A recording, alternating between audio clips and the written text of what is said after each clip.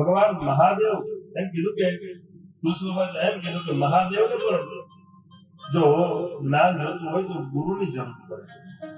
આ ગુરુ વગર તમે આ ભવસાગરને પાર કરી ન શકો. ભવસાગર કયો છો તો ભવસાગર માટે પાર કરવા માટે કોઈ નાવિકની જરૂર પડે, કોઈ નાવની જરૂર પડે, અને એક ગુરુ છે.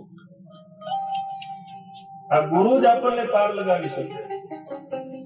ગુરુ એટલે સંત સાધુ એ જ આપણને પાર લગાડી શકે. બાકી આપણે સંસાર સમુદ્રમાં રચ્યા રહીએ, ડૂબતા રહીએ, તરતા રહીએ, હાથ પછાડતા રહીએ, પણ પછી કોઈ સંત નો કૃપા થયે તો આપણને રામાયણમાં આવવા બેસવા મળે. આ નાવ છે રામાયણ. એ સંતની કૃપા થાય તો આપણને આ નાવમાં આવવા મળે.